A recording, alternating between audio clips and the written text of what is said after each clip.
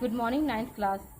This is your novel for the session of 2021. The novel name is Three Men in a Boat. The writer of this novel is Jerome K. Jerome. This is based on CBSE syllabus. This is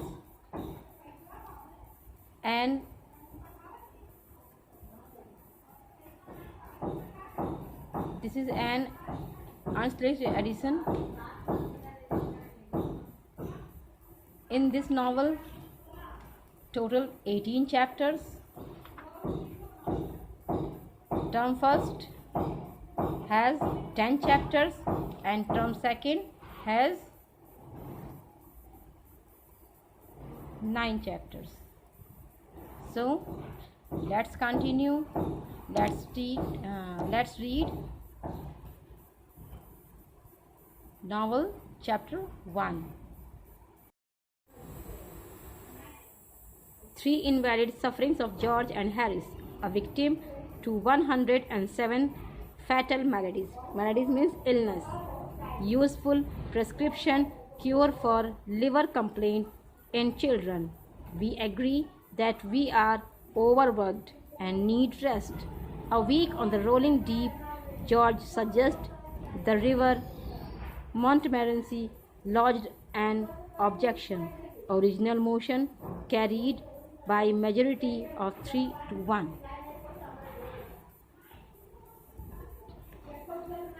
There were 4 of us, George and William Samuel Harris and myself, and Montmorency.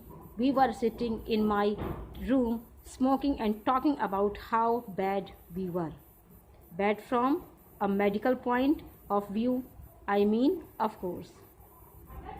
We are all feeling seedy. Seedy means unwell, and we were getting quite nervous about it. Harris said he felt such extraordinary fits of giddiness come over him at times that he hardly knew what he was doing. And then George said that he had fits of giddiness. Giddiness means fainting too, and hardly knew what he was doing. With me, it was my liver that was out of order. I knew it was my liver that was out of order because I had just been reading a patent liver pill circular in which were detailed various symptoms. Symptoms means sign of diseases, by which a man could tell when his liver was out of order. I had them all. It is a most extraordinary thing, but I never read a patent medicine advertisement without being impelled to the conclusion that I am suffering from the particular disease therein dealt with in its most virulent. Virulent means extremely form. The diagnosis seems in very case to correspond exactly with all the sensations that I have ever felt. I remember going to the British Museum one day to read up the treatment for some slight ailment. Ailment means illness that is not serious, of which I had a touch hay fever. I fancy it was. I got down the books and read all I came to read, and then in an unthinking moment I idly turned the leaves and began to idly means lazily study disease. Generally, I forgot which was the first distemper. I plunged into some fearful, devastating scourge. Devastating scourge means a feeling that something is going to happen. I know, and before I had glanced half down the list of premonitory symptoms. Premonitory symptoms means helplessness. It was borne in upon me that I had fairly got it. I sat for a while, frozen with horror, and then in the helplessness. of despair. I again turned over the pages. I came to typhoid fever, read the symptoms, discovered that I had typhoid fever. Must have had it for months without knowing it. Wondered what else I had got. Turned up St. Vitus's dance, found, as I expected, that I had that to begin to get interested in my case, and determined to sift it to the bottom, and so started alphabetically read up Augu, and learned that I was seeking for it, and that the acute stage would commence in about another fortnight. Bright's disease, I was relieved to find I had only in a modified form, and so far as that was concerned, I might live for years. Cholera I had, with severe complications, and diphtheria. I seemed to have been born with. I plodded means walked slowly, conscientiously means taking care of doing things through the 26 letters, and the only malady I could conclude I had not got was housemaid's knee. I felt rather hurt about this at first. It seemed somehow to be a sort of slight. Why hadn't I got housemaid's knee? Why this invidious means unpleasant. Reservation means harmful. Reservation after a while, however, less grasping feeling prevailed. I reflected that I had every other known malady in the pharmacology, and I grew less selfish and determined to do without housemaid's knee. Gout in its most malignant stage means harmful. Any disorder, it would appear, had seized me without my being aware of it, and zymosis I had evidently been suffering from boyhood. There were no more diseases after zymosis, so I concluded there was nothing else the matter with me. I sat and pondered. I thought it was an interesting case. I must be, from a medical point of view, what an acquisition. Acquisition means valuable addition. I should be to a class. The students would have no need to walk to hospitals if they had me. I was a hospital in myself. All they need do would be to walk round me, and after that take their diploma. Then I wondered how long I had to live. I tried to examine myself. I felt my pulse. I could not at first feel my pulse at all. Then all of a sudden it seemed to start off. I pulled out my watch and timed it. I made it 147 to the minute.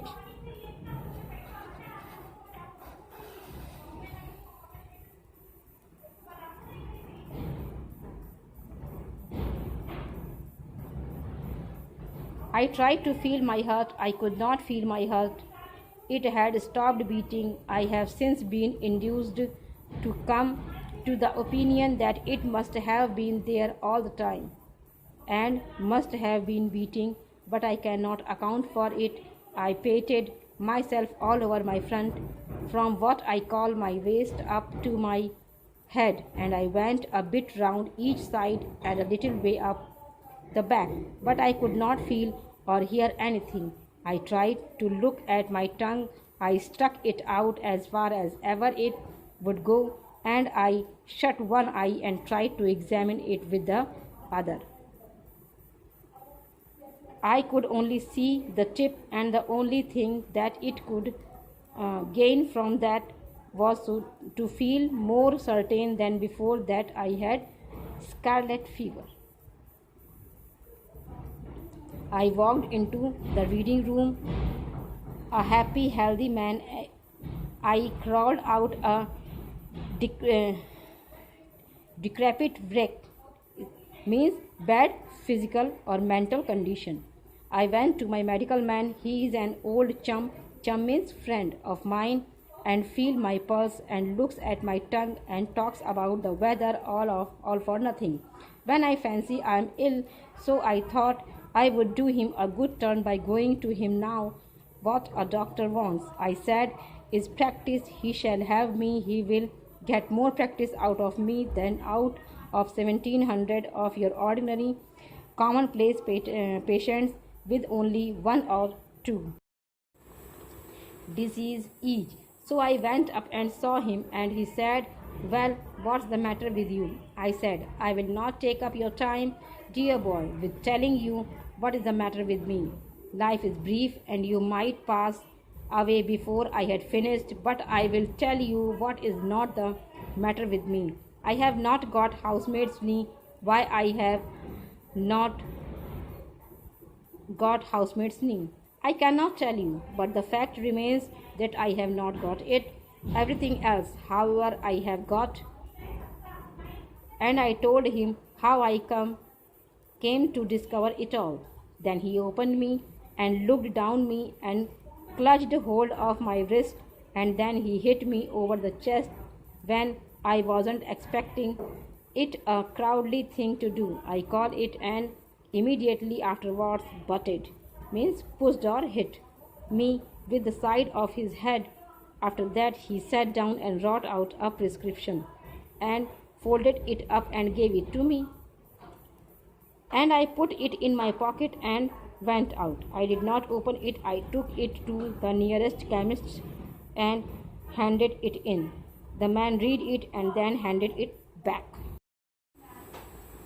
He said he didn't keep it. I said, "You are a chemist?" He said, "I am a chemist.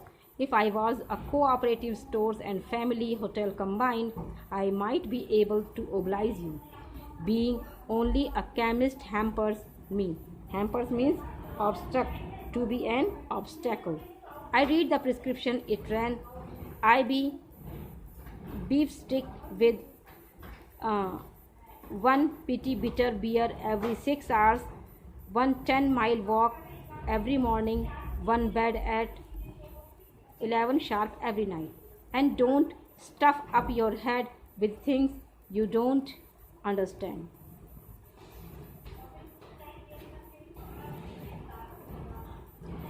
I followed the direction with the happy result, speaking for myself that my life was preserved and is still going on. In the present instance, going back to the liver pill circular, I had the symptoms beyond all mistake, the chief among them being a general disinclination, means lack of willingness to work of any kind.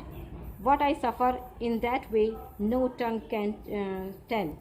From my earlier infancy, I have been a martyr to it. As a boy, the disease hardly ever left me for a day. They did not know then that was my liver. Medical science was in a far less advanced stage than now, and they used to put it down to laziness. "Why, you skulking means hiding. Little devil, you," they would say, "get up and do something for your living, can't you?"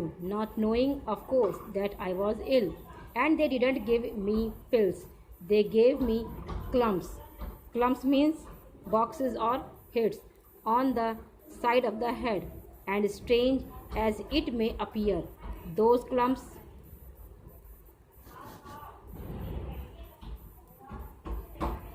on the head often cured me for the time being. I have known one clump on the head have more effect upon my liver and make me feel more anxious to go straight away then and there and do what was wanted to be done. without further loss of time than a whole box of pills does now. You know, it often is so. Those simple, old fashioned remedies are sometimes more efficacious, effi- efficacious means effective than all the dispensary stuff. We sat there for half an hour describing to each other our maladies means diseases. I explained to George and William Harris how I felt when I got up in the morning, and William Harris told us how he felt when he went to bed. And George stood on the hearth rug. He gave us a clever and powerful piece of acting illustrative of how he felt in the night. George fancies he is ill, but there's never anything really the matter with him, you know. At this point, Mrs. Poppet knocked at the door to know if we were ready for supper. We smiled sadly at one another and said we supposed we had better try to swallow a bit. Harris said a little something in one's stomach often kept the disease in check, and Mrs. Poppet brought the tray in, and we drew up to the table and toyed with a little sea and onions and some rhubarb tart. I must have been very weak at the time, because I know after the first half hour or so I seemed to take no interest whatever in my food, an unusual thing for me, and I didn't want any cheese. This duty done, we refilled our glasses, lit our pipes, and resumed the discussion upon our state of health, what it was that was actually the matter with us. We none of us could be sure of. But the unanimous means agreed by everyone.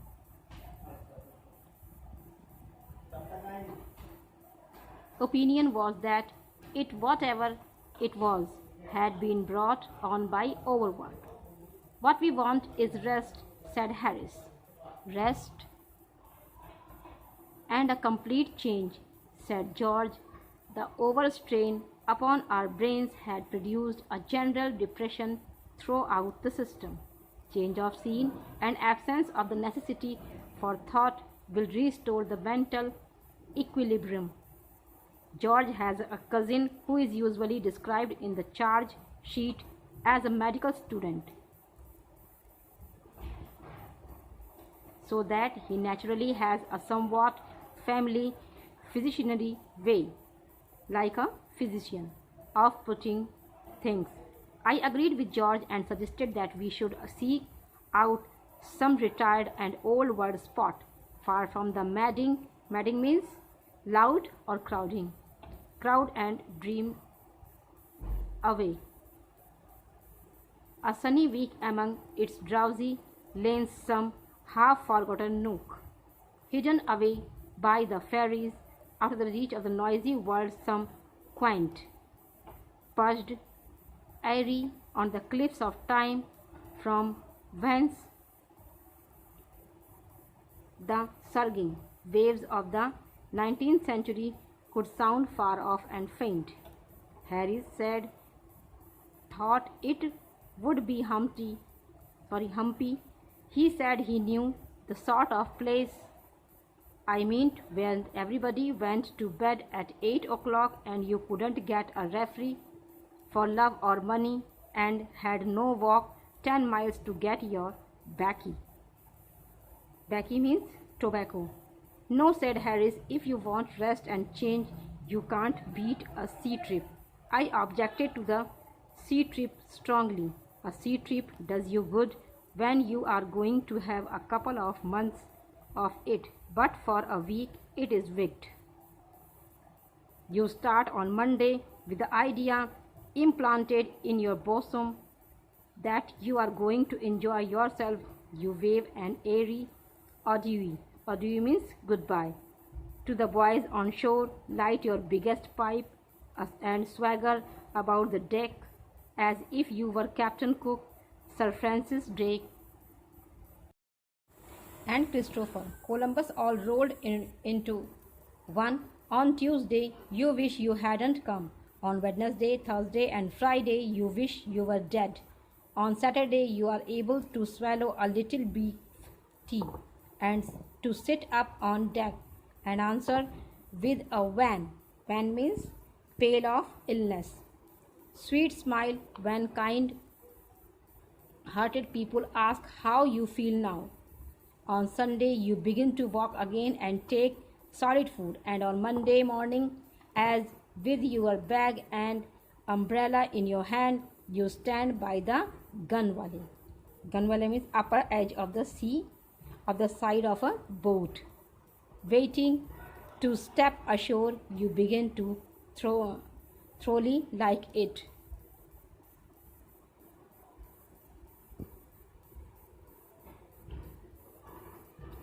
I remember my brother-in-law going for a short sea trip once for the benefit of his health.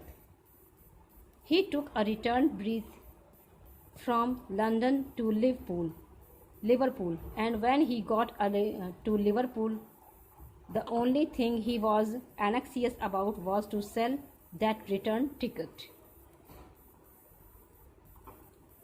It was offered round the town at a tremendous reduction, so I am told, and was eventually sold for 18 pence to a bilious. Bilious means affected by nausea or vomiting looking youth who had just been advised by his medical man to go to the seaside and take exercise. Seaside, said my brother-in-law, pressing the ticket affectionately into his hand. Why, you will have enough to last you a lifetime.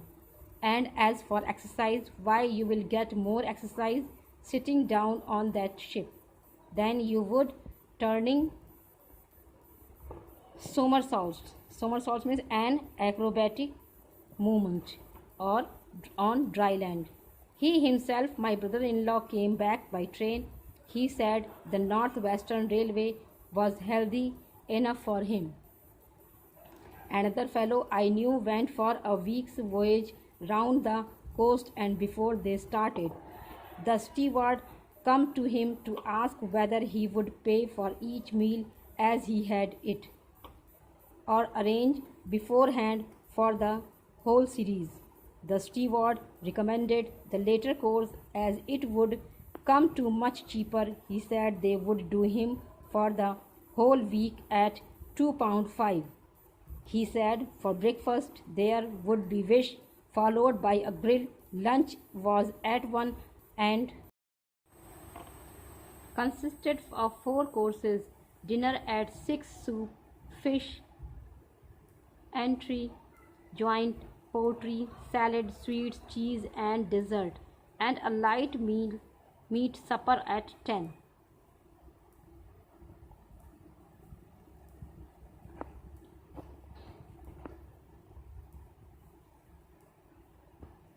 My friend thought he would close on the £2.5 job.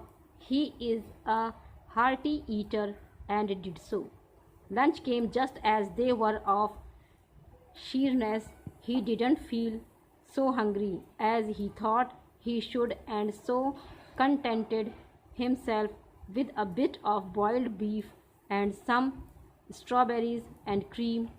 He pondered a good deal during the afternoon, and at one time it seemed to him that he had been eating nothing but boiled beef for weeks, and at another times it seemed that he must have been living on strawberries and cream for years. Neither the beef nor the strawberries and cream seemed happy, either seemed discontented like. At 6 they came and told him dinner was ready.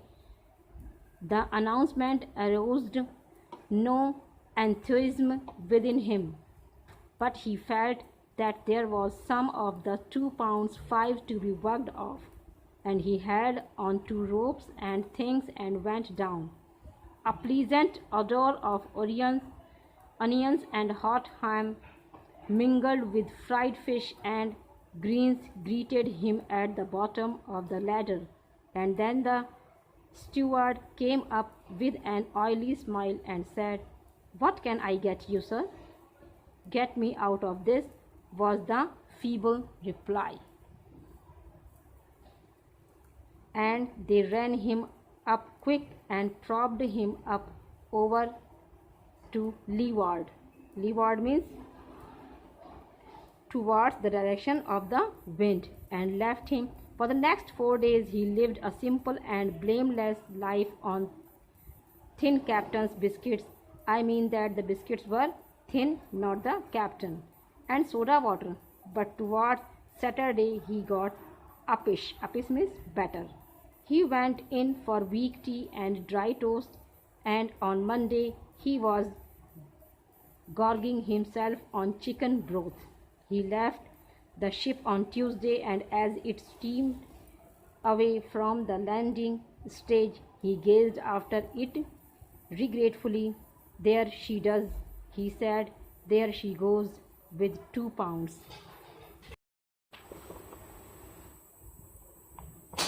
worth of food on board that belongs to me and that I have had." He said that if they had given him another day, he thought he could have put it straight. "So I set my face against the sea trip, not, as I explained, upon my own account. I was never queer, but I was afraid for George. George said he should be all right and would rather like it. But he would advise Harris and me not to think of it, as he felt sure we should both be ill.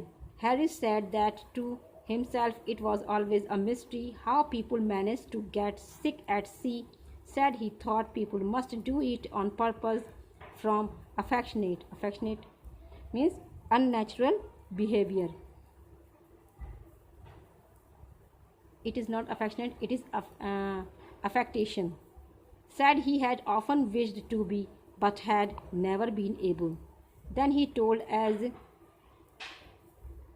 anecdotes means short stories, of how he had gone across the channel when it was so rough that the passengers had to be tried into their berths, and he and the captain were the only 2 living souls on board who were not ill.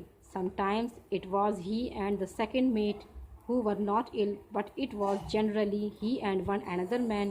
If not he and another man, then it was he by himself. It is a curious fact, but nobody ever is seasick on land.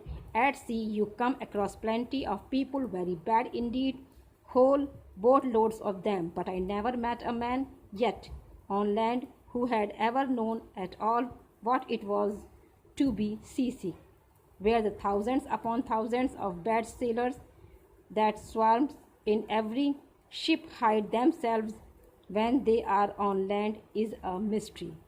If most men were like a fellow I saw on the Yarmouth boat one day, I could account for the seeming enigma. Enigma means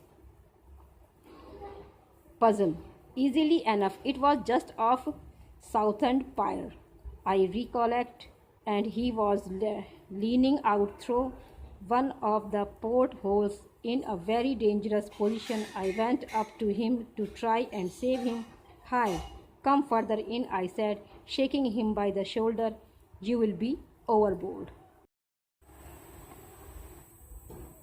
"Oh, my, I wish I was the only answer I could get, and there I had to leave him.